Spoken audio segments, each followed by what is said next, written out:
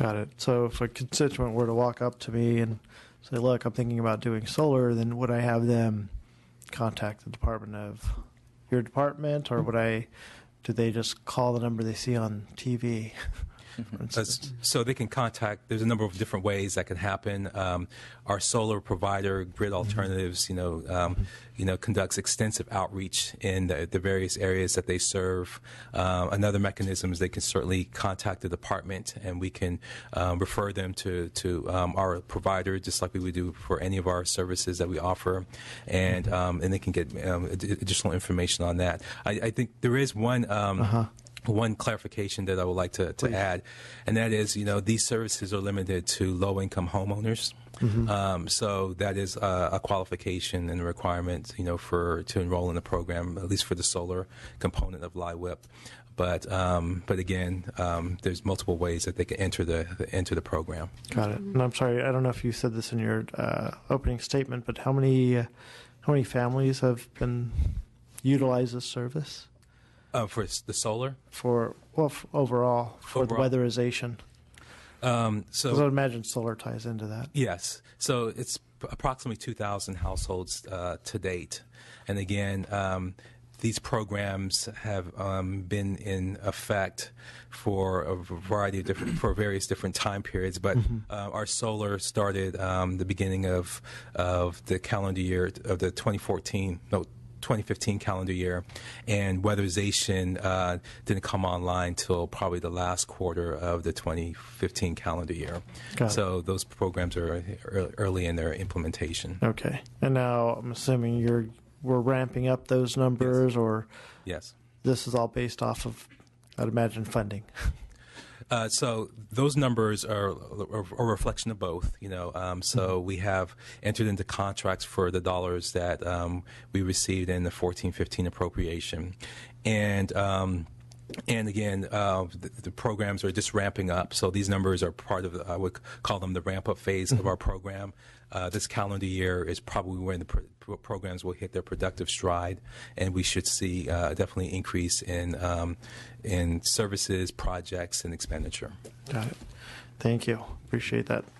And then I know Mr. Winston talked about something that I appreciate when you provide technical assistance, because a lot of times I know in some of my communities, we're talking about cities less than 15,000 people, don't always have the staff to access some of these grants. And so I know you had talked about that, but I mean, is there anything, what more can we be doing as like policymakers to kind of promote what you guys are doing to help target implementation of these things that reduce greenhouse gases emissions, especially for low and moderate income families?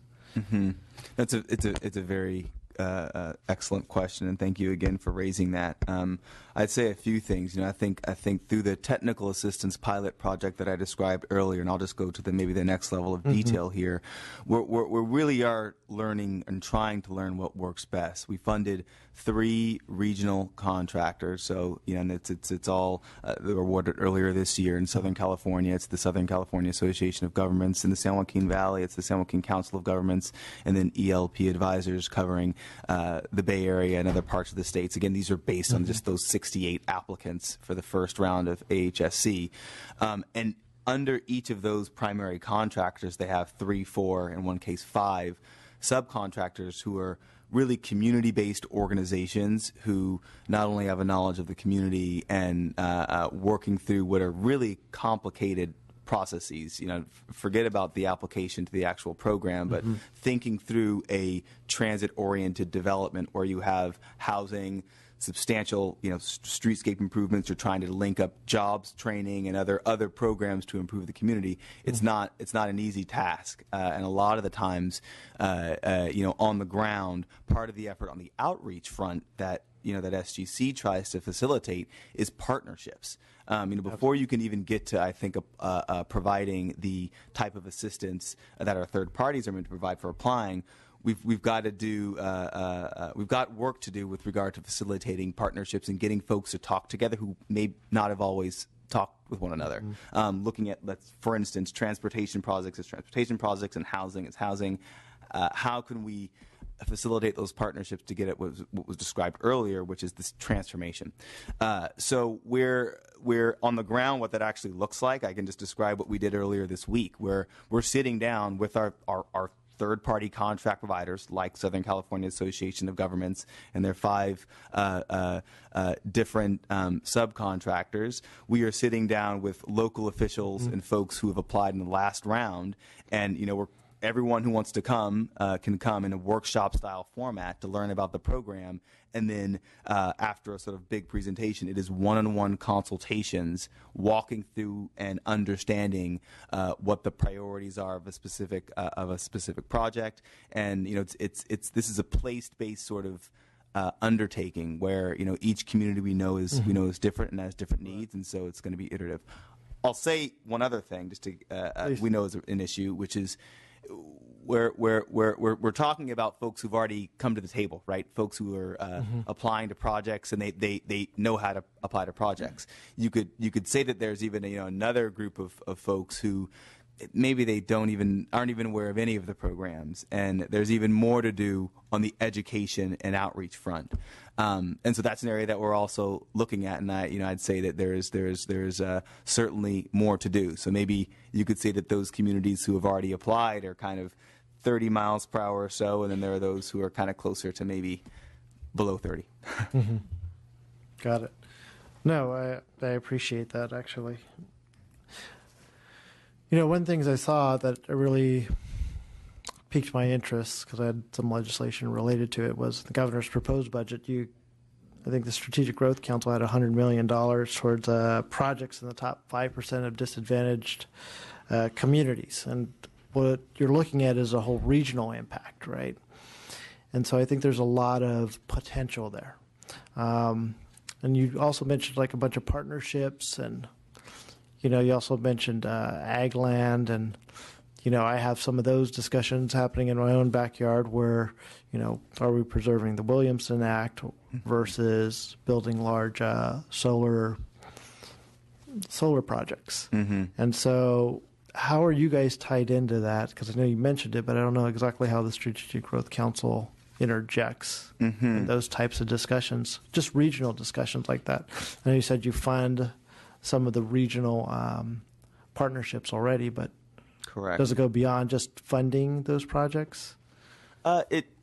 It does, and I'll maybe say a couple of notes on that. So just to quickly review the funding piece, this is the Sustainable Agricultural Lands and Conservation Program, which I mentioned very briefly, which does fund agricultural protection activities for those lands, again, under threat of conversion, as well as strategies and outcomes associated with protection of lands that, again, gets at production. In practice, and we do this through a partnership with our implementing agency, the Department of Conservation. It involves sort of on-the-ground negotiations with government officials and, of course, landowners. So that's one avenue, even in between the funding cycles, where we're talking and understanding, I think, the needs and concerns of those on the ground. The set of technical assistance activities, again, associated with AHSC that we're funding through the San Joaquin Council of Governments, I think that's going to provide another sort of pretty firm platform to start to have those conversations with a lot of other local government officials. I know we'll be meeting here, I believe, later this month with those partners for the first time. Again, these awards were just made earlier in the year, but part of the idea is to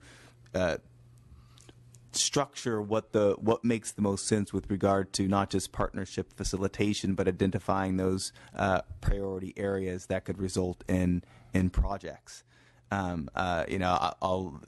Again, it's a pilot, which is the idea is to learn what works best. So we don't exactly know what's going to work best with regard to strategies, but we have very close working relationships with the COGS, the Council of Governments, and the MPOs throughout the state, and work through them and other local officials to try to determine priorities. Yeah, no. I mean, building in the partnerships also gets buy-in from the different regions, and getting the buy-in from the regions is what's going to make a successful program for implementation. So, no, thank you for that. I feel like I need to ask Ms. Torello a question because we go back many years. I know. Maybe I should ask you about when we first had discussions about smart meters or something, I and know. how like that'll help reduce greenhouse gas emissions. But I don't know if I want to do that to you. But let me just ask about the green incentive programs. You mentioned SASH, you mentioned MASH, right, and those programs. But I mean, is there one is what's participation levels in that? Two, is there growth in those programs? And three, I mean, where should we as policymakers be kind of focusing if we're looking at helping low and moderate income families? And maybe this could be a question for everybody, but what are the areas we should be focusing on? Or is there anything that you see in state law that, wow, I wish this would have changed to help me do a little bit more? Great question. I mean, I'm happy to first get you the participation rates and the monies that were spent. You might be interested to know that we also, on the SASH program, we also work with grid alternatives. So when that low-income individual or that community organization is coming to is coming to one spot to hear about these multiple programs that are existing. Is there a policy issue? I'm not really sure I'm prepared to answer that question. It's a bigger question. It is. So yes. I would let you know that what we would like to do for our low-income customers is keep their rates affordable. Mm-hmm. All right. Thank you. It's a safe answer. But just in general, let me just ask the other two as well. I mean, what are a little bit easier question, but I mean, what are some of the other, obviously, and I think you heard from the members, we all are concerned about how we spend. I mean, cap and trade alone is going to be projected to be over $2 billion, right? We mentioned some of these programs and some of the money going towards them, but as we move forward, we obviously don't want to leave behind our disadvantaged communities, our low-income communities, and how we define that. But what policy decisions, aside from allocating money to all these programs, should we be considering? For instance, I always ask folks for what are the results. If we're going to put in X amount into this program, how are we measuring success, right? And so I know people want to use different criteria for that. If the goal of cap and trade is to ruin greenhouse gas reductions, how are we doing that? Is it more effectively done through, was mentioned earlier, is it more effectively done through weatherization? Is it more effectively done through affordable housing? Is it more effectively done going after mobile sources? And we have all these factors because California is such a diverse state, how we tie all this in together, right? And how it's affecting our communities. I just on that point, I think that that when we start to look at how do we view and judge the outcomes from these investments or the return on the investments, at least for in the area of energy efficiency, I think there has to be certain weight given to the societal benefits that are provided to the recipients of these services and investments that cannot be quantified or measured in greenhouse gas reduction. As an example, when you look at low-income weatherization or low-income energy efficiency, oftentimes the reason why low-income individuals don't take advantage of the energy efficiency is largely a reflection of their income status. In terms of they can't afford to do certain things, where more affluent individuals, take advantage of the incentives or will be motivated to perform these upgrades in their homes on their own doing. So when you look at the weatherization program, it takes a significant amount of investment to gain a certain rate of return on greenhouse gas reduction. Low-income housing oftentimes is in dilapidated conditions, or there are barriers that prevent energy efficiency improvements from occurring. And you don't want to do things as part of it in the interest of weatherization that further exacerbates some type of health and safety condition that's there. So oftentimes, in our program design, we're constantly looking at different ways that we can build synergies with other programs, that we can leverage other resources that can address those needs, because they're important needs and they shouldn't be ignored. And then on top of that, how do you layer on the energy efficiency improvements and then ultimately achieve the greenhouse gas objectives of these investments? So on the back end, the metrics that you would use to evaluate these programs, there has to be some careful thought to how do you weigh the outcomes of these programs, not only in an aspect of GHG reductions, but also looking at the co-benefits and societal benefits. Yeah, absolutely.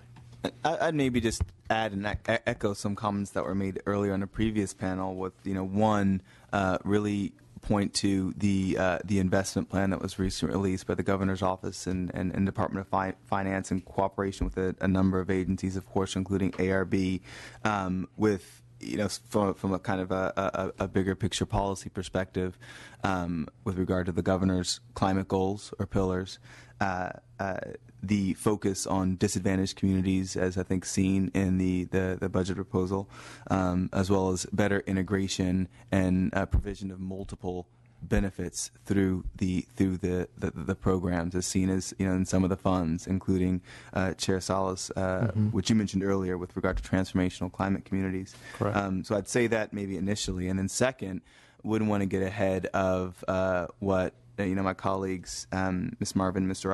Ayala mentioned earlier with regard to the report coming out in March. I think that's really going to outline outcomes and lay out a lot of the data associated with the programs from this first year, and I think will help provide some further guidance.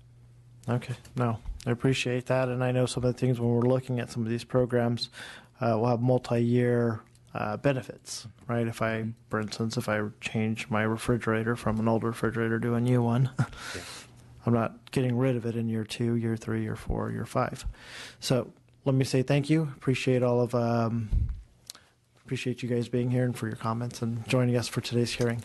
Let me go ahead and open it up to public comment. Could I have everyone please step forward? Good morning, Chair, and Thank you. other members that were here. My name is Katrina Robinson. I work with Valley Clean Air now. I wanted to thank you for the time to just make a few comments. Please. Valley CAN operates the EFMP program for the Air Resources Board in the Central Valley in your district. And so I just wanted to clarify a couple comments that were raised before and address some of the comments that you raised, and as well as Assemblymember Rodriguez raised about the program, and happy to answer other questions later on as well. But the program in the Central Valley does provide trucks as an alternative for getting out of your polluting car and into a different car. There are 3 types of trucks that meet the eligibility requirements under ARB's program. It's just that the program is structured in a way that the funding for that element of the program comes from what's called base EFMP, which is the portion of the EFMP program that's funded from AB 118. And then the funds that come to the plug-in electric vehicles or hybrids, that money, the way just the financing works out, it comes from EFMP plus up. But there is an option for to go from truck to truck, and there are 3 models that comply with those standards. They're the Nissan Frontier, the Ford Ranger, and the Toyota Tacoma, and we have sold some of those. So to date, there have been 292 cars that have been replaced in the Central Valley. We've served 4,908 cars for vehicle repairs. The program's operated through a smog check and repair program, and so a lot of those vehicles get smog check and repair, and then if they meet the requirements for EFMP, they're funneled into the EFMP program. So we were very excited to see the agenda for today's event, or for today's hearing. We're very supportive of the programs and the funding that has come out through cap and trade that supplements some of the additional federal and state money that is going out for low-income and disadvantaged communities. And these communities are really hard to break into. It takes a lot of legwork. It takes a lot of community organizing and building support, and figuring out how to operate the program in a way that works in these unique communities. And it's difficult different for every community. So there are kind of three things that we've found really effective and that we're excited to see in the chair's bill that was stalled in appropriations earlier this year, but we hope will continue, AB 1336. And that is integration across cap and trade providers. There's a lot of different programs that we're trying to implement to help disadvantaged communities, whether it's low-income weatherization, solar programs, the vehicle programs. And Valley Clean Air now has had the most success in the Central Valley when we've worked with other partners. And so we just put in our first rooftop solar into a community this year in November. We partner with weatherization professionals, and we're hoping to just hit a household once and say, how can we help you? Here's all the programs in cap and trade that can benefit you and can help reduce your energy bill, reduce your water bill, help you get out of a car that is expensive to repair and maintain and pay for gasoline for. So we are excited to continue to see that develop, excited about the transformative climate community piece in the budget, and hope to be helpful where we can. And the last thing I'll say is the universal application concept is something that's been brought up in transformational climate communities. And that's the idea that really if we can get some information from the low-income household or the individual that tells us some basic facts about whether they would meet the requirements for several different programs, then we can hit them up on all those programs at once and help them more effectively. And so that's been discussed, but sharing data between cap and trade providers is one of the first steps to do that, and it helps reduce the overhead costs for all these programs so we can spend more money providing services. Thank you very much. All right. Thank you. Good afternoon. I'm Catherine Munoz-Bandoni. I'm the CEO for the Orange County Conservation Corps, and here today representing and on behalf of the California Association of Local Conservation Corps. As you know, state-certified local conservation corps are located in disadvantaged and underserved communities throughout the state, providing education, job training, and employment opportunities for our most at-risk and disadvantaged youth. The corps understand, they certainly understand collectively the incredible environmental, economic, and educational needs that exist in these communities. So cap and trade, and along with other environmental incentives, allow the corps to work in their mostly disadvantaged communities, neighborhoods to produce environmental and economic benefits. Corps members, as you know, are trained and currently working on projects that include weatherization, mulching, solar installation, drought-tolerant landscaping, and land management, including wetlands reparation and fire fuel reduction. So we look forward to continuing and expanding our work throughout the state to reduce greenhouse gases and provide really important job training, employment opportunities for the most disenfranchised young people in economically challenged communities. Thank you. Thank you. Good morning. Danielle Lynch here on behalf of CalVans. Thank you for this opportunity. CalVans operates and provides carpool van sharing for communities and individuals throughout the state of California. This is a really great opportunity to reduce the amount of cars on the road and then make sure that those in cars are using the most efficient, reliable, safe vehicles in order to get to where they need to go. One of the populations that we are really focusing on and currently working with is farm workers who, as I'm sure you know, drive very long distances in high polluting cars many times that aren't reliable, aren't safe to get to work in. So we actually operate in 12 counties right now using cap and trade funds to be able to provide these rideshare programs for farm workers. Right now, CalVans has about 450 vans throughout the state, 220 of which are dedicated just to farm workers. So thank you for your attention to this. I think it's really important, especially for this population that is very hard to reach and it is a really great opportunity for them to reduce their carbon footprint as well as provide them safe alternatives and reliable alternatives to get to work. Thank you. And thank you for the public comment. Obviously look forward to working with Ms. Robinson, and I know the governor has a sweet spot for the Conservation Corps. And so as we continue to move forward, thank you guys all for being here. Let me just go ahead and just say thank you. I know we've ran a little bit over. not bad. A little bit over.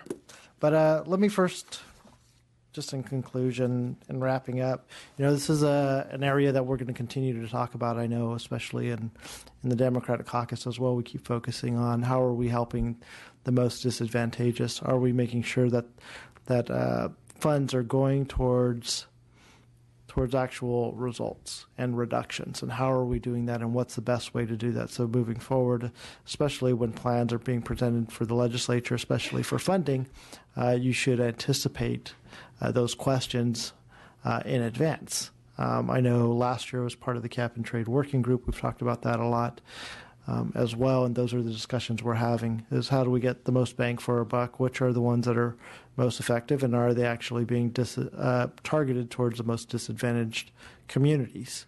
And are we having those results for the individuals that live in those communities? So let me go ahead and wrap up, but let me thank on record Assemblymember Bonta, Assemblymember Hadley, Assemblymember Lackey, Assemblymember Quirk, Assemblymember Stone, and Assemblymember Rodriguez for being at today's joint hearing. And with that, we will conclude. Thank you all for being here.